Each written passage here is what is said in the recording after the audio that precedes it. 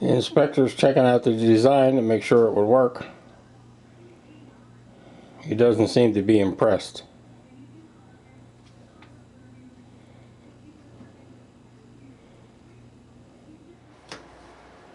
This is going to be the next bowl I'm going to create. If you saw my video called Petals, which I never published to YouTube, it's only available on my website. It was more or less a test to see if this was possible, and before we got too complicated. So this is, I guess I'm going to call Petals 2. This is going to be maple, wenge, yellow heart, cherry, padauk, and walnut. Should have about 770 pieces, something like that, in it. That's a small version. I have calculated the number of different colors for each row and the size for each row. And this is going to be the shape of the bowl.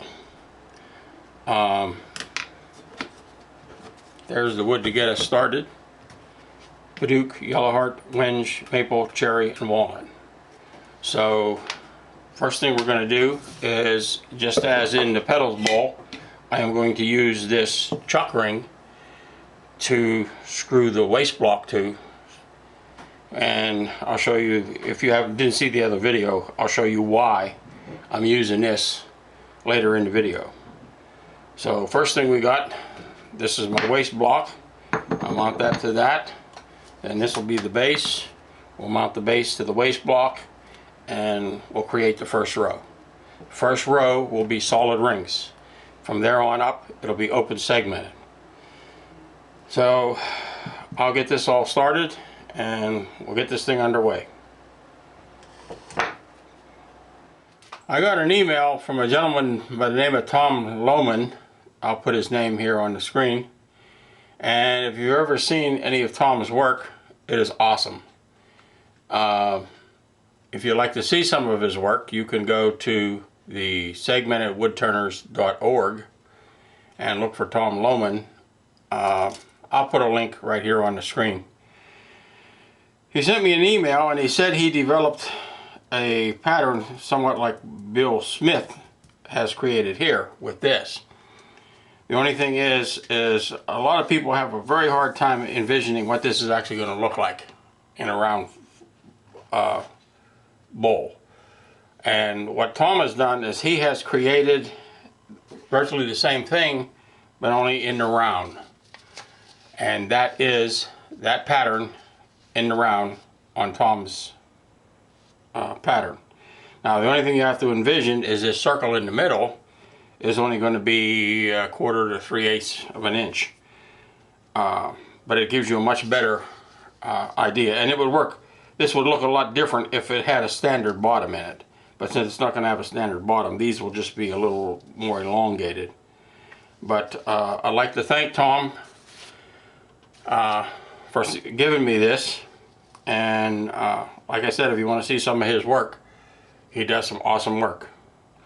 So this is the pieces for the first row. And so we'll get ready to put in the first segmented row, let me say that. So we'll move on. The base of the bowl has been glued fast to the waste block. It's a big surface area, so we won't touch that till tomorrow. We'll go ahead and start making the first ring. I'm going to try and give you a shot of what I'm doing here. On the Petals bowl, I took 2 and glued them together, held it with clamps. Then I took the 2 2s, put glue in it, held them together with clamps. Then I took 3 set of 4s and I used this gadget to put in here and hold it while the glue dried. It worked, but it's not the best thing in the world. So what I've done here is I've taken 2 wooden strips. This is a perfect 90. Put the pieces in here. This is a piece of hardboard with a gum band stuck fast with double-faced tape. I lay these on the side, glue them all together, and since these ends want to pop open, I'm not going to put a whole lot of glue out here. That'll keep this from swelling, and then I put this in here, pull it tight, screw it fast, and wait for the glue to dry. Now I've done 4 samples and it works really well, and you end up with perfect 90s, and then of course I'll make a whole ring out of this. So first off, we got to put wax paper under here. So when I get this all set up, I'll start the camera again so you can actually see how this works. And also, I noticed on a couple of the tests that I did, you see these 2 lines here. That's where the outside radius of this size circle is.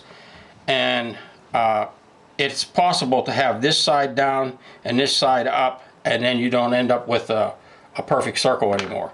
So that's what those 2 marks are. That's where the end of this quarter arc has to be.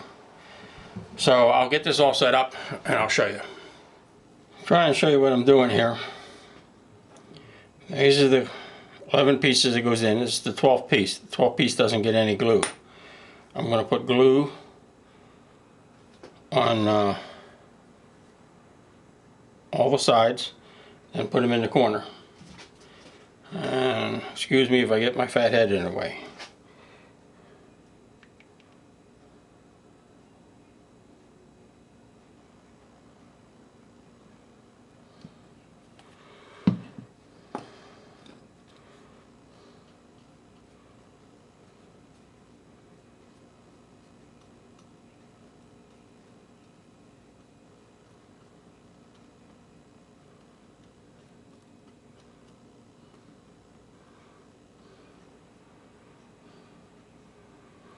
Not putting any glue out toward the tips.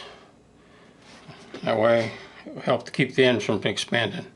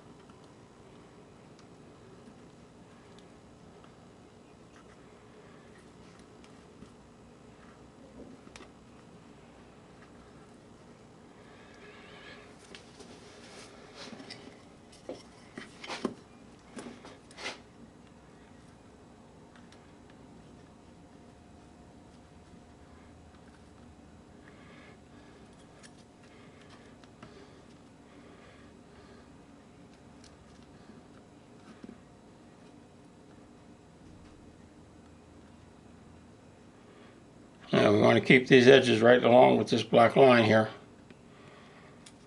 It's looking pretty good.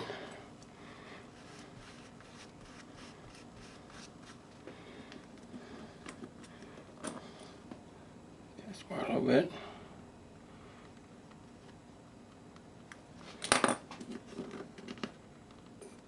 It's good. We'll draw it in tight. Put a screw in it.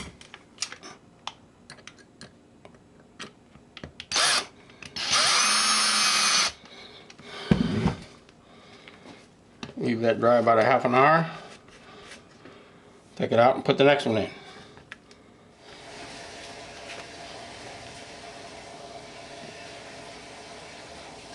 Now we're not going to put any glue down toward where the edges are real fine. That way we won't have a spreading problem.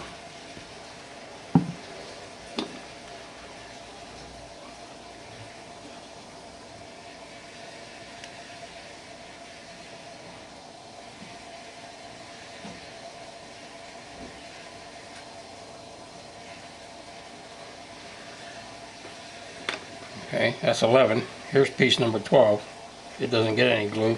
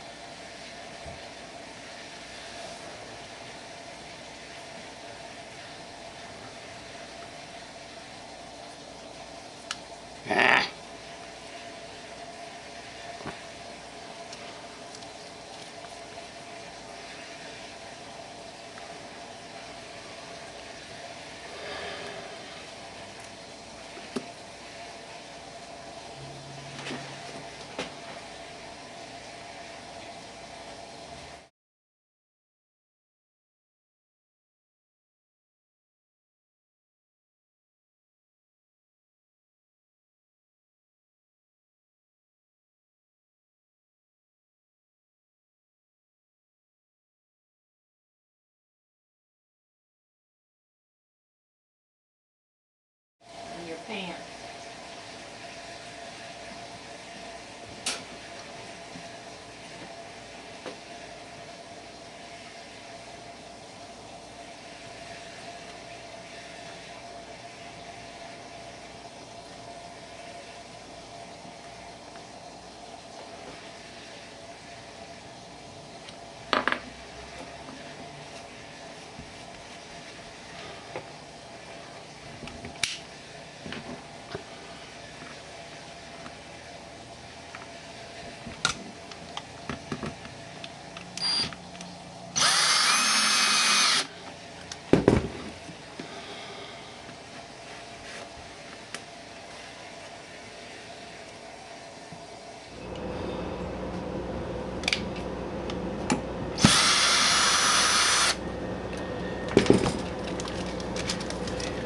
They stick fast.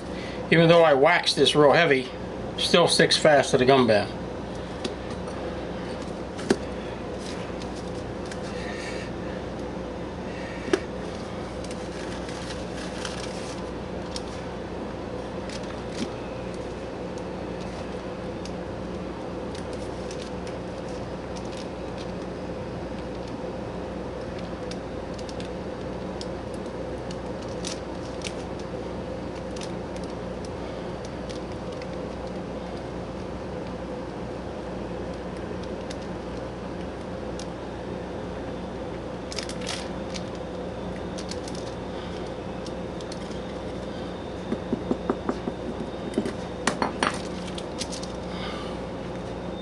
Now we have the 4 quarters done, and you see they fit together quite nice. So now we'll glue these.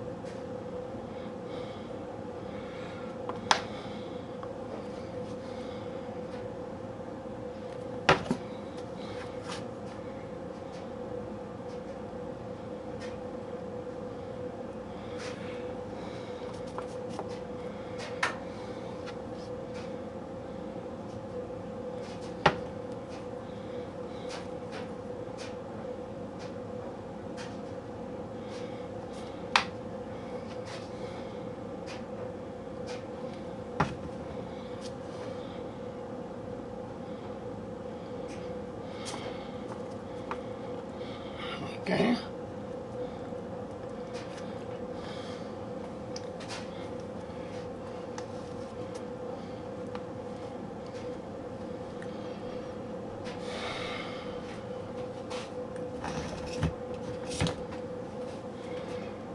Gum band around them. Which is sometimes easier said than done.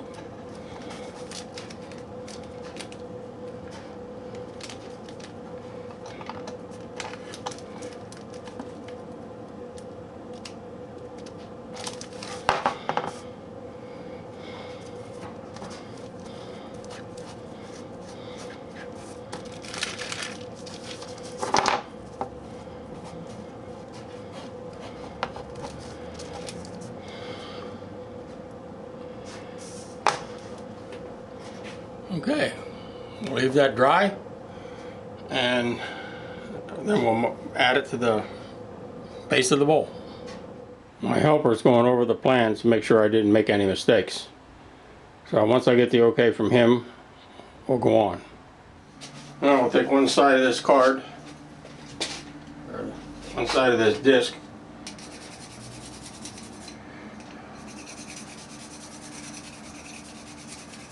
right all over it with a pencil.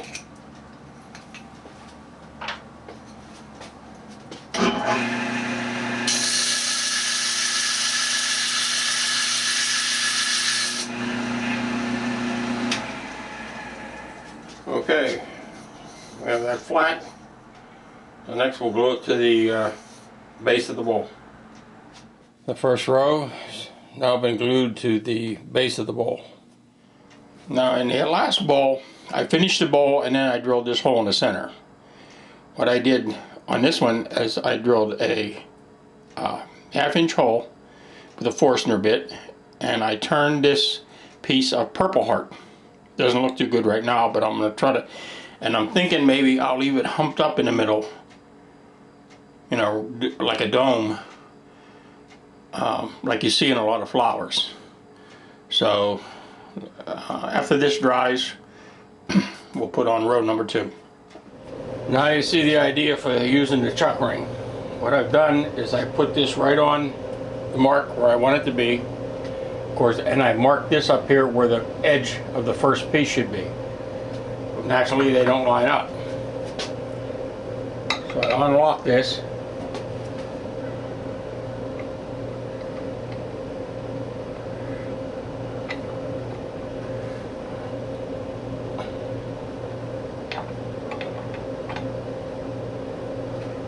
Rotate this.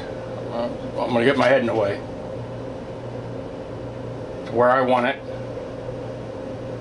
Lock this back down.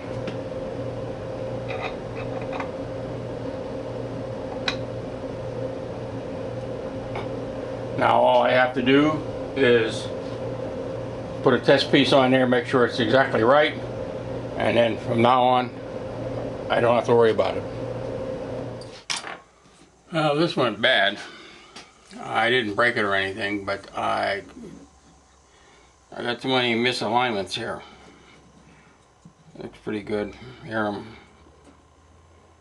So what I did is I just cut it off the waste block, and I'll start over again with the very first ring, because I think that's the problem. The first ring is the one that's not centered or something. So we'll just start over.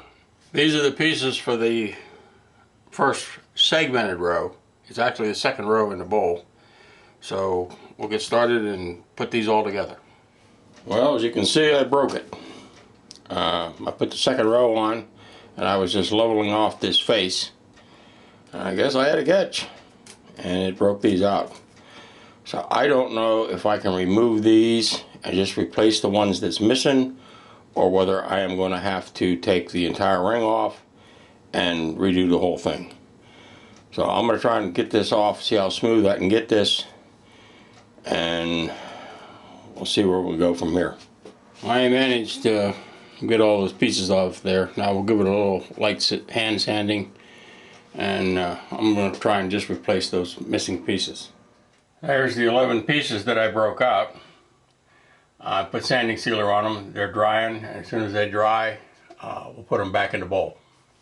I never changed the table saw setting or the settings on the open segmented bowl jig, just in case I have a disaster like this. So everything was still set up. All I had to do was cut the pieces. There's the pieces for ring 3, lined up in the order in which I'm going to put them on the bowl. I'm now up to row 6. And we have to sand off all the fuzzies to each row. The pieces now have the wide end of the wedge is now in excess of 1/4 of an inch. So the pieces aren't quite so hard to manipulate. So we'll do this to every piece. A little time consuming. but it has to be done. I put sanding sealer on the end grain of each piece. I don't know if this is required, but I do it.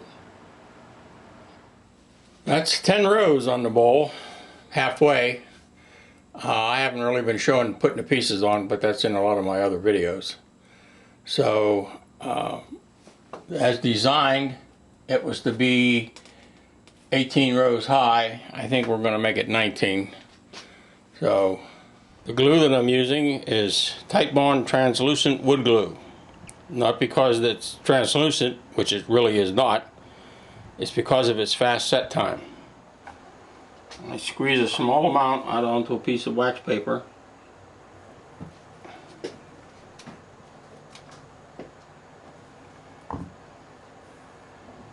I sand each piece off. The side that's going to get the glue.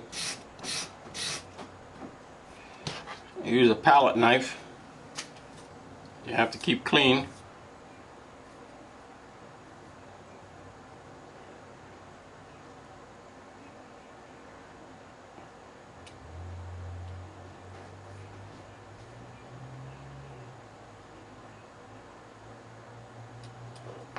Apply the piece.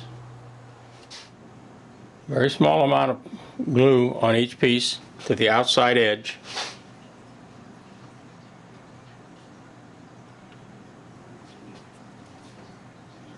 Apply pressure to it. Now what happens is the glue tends to squeeze out toward the crack instead of in there. It's easy to clean out this crack. It's difficult to clean out that crack. Take a brush, clean out the excess glue. Now if I was using Titebond, Titebond 2, Titebond 3, this piece could possibly move when I cleaned that out.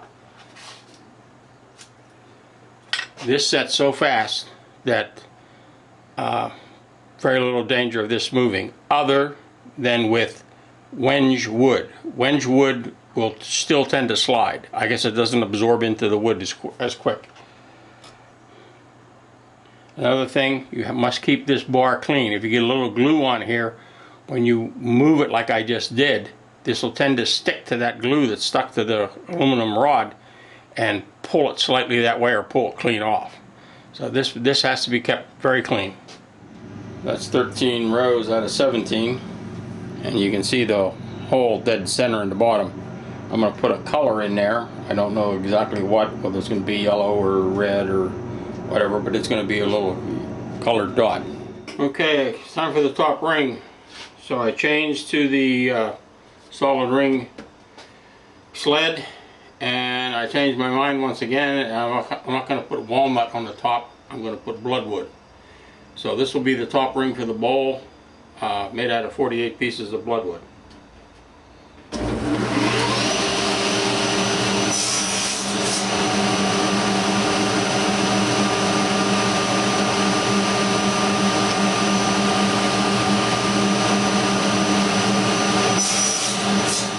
There's this top ring. Now we'll go back to using Titebond original. So I'll glue this all together and then we'll glue it to the top of the bowl. Okay, the top ring's been glued on, and I took pipe cleaners and cleaned out the glue in between these cracks. Now I'll just leave it dry till tomorrow, and tomorrow we can see what we can do with it. And that's what the bowl looks like before we start to turn it. So we'll turn it and see how it turns out. The inspector's checking out the veneer I'm going to put in between the bloodwood.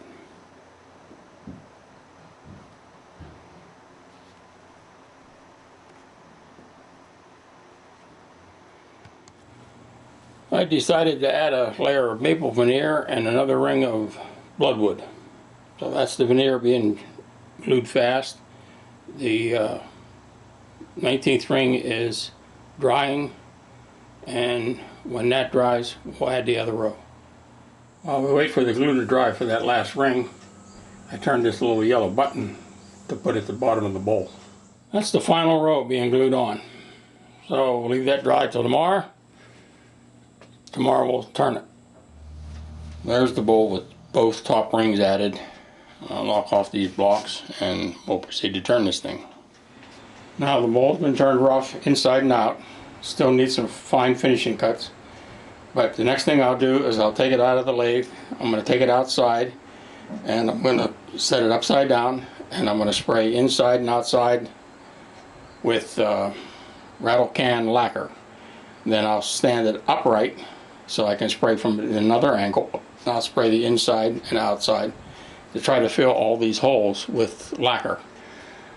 Of course, that's going to make a mess on the surface. So then what I'll do is I'll bring it back in, make those final finishing cuts inside and out, and then we'll sand it.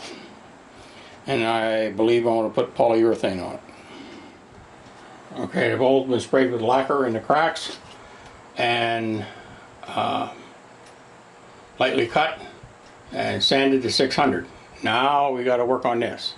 We have to take this on straight down, and this is the critical part. If we break this loose here, we can destroy the entire bowl. So we have to cut this down slow but sure till we get it to where we want it.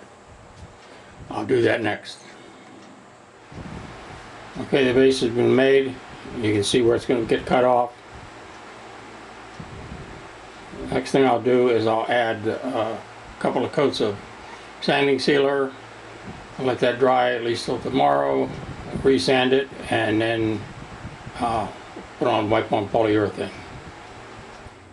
There's a shot of the bowl with the yellow button at the bottom and one coat of high gloss polyurethane. I'll put another coat on, and then we'll turn it around and cut the bottom off. Now it's time to cut it off the base block. So what I like to do is I put a rag on that board, push it in, tighten it up, just not real tight, just snug, lock it. Now we can cut the bottom off without worrying about it breaking loose and flying all over the place. Now I'm going to, right here, I'm going to cut with the parting tool, take that down to 3/4, half of an inch, and cut it off with the handsaw. Okay, we have it broke free, or cut free, so we can take this off, and it served its purpose. Now we'll get the cold jaws. We'll mount the bowl in the cold jaws. Okay, we got the jaws all adjusted. This is a piece of towel. Put the bowl down in there. Tighten it up. Now this is a Vic Mark chuck with Vic Mark cold jaws.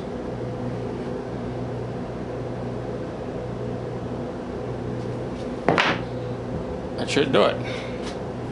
Put it back in the lathe. Turn that nub off the bottom. It's back in the lathe. The next thing we've got to do is turn this on and spin it and see if this is turning true.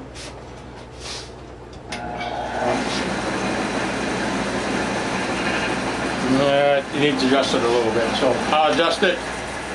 What I do is I loosen it and just rotate the bowl a little bit until this turns true. And we'll turn this off and sign it and finish it. Well, the bowl's finished. It's been signed. It's based on a design by William Smith. He makes bowls very similar to this one. It stands 6 3/4 inches tall. Is 11 3/8 of an inch at the top, 2 inches at the base. It has 251 pieces of maple, 56 pieces of wenge, 81 pieces of yellow heart, 104 pieces of cherry, 128 pieces of padauk, 152 pieces of walnut, 96 pieces of bloodwood, for a total of 868 pieces. So once again, I'd like to thank Tom Lohman and William Smith for the design, and at the end of the video I will place links where you can go see either Tom or Bill's work. They both do fantastic work. So once again, I'd like to thank you for watching.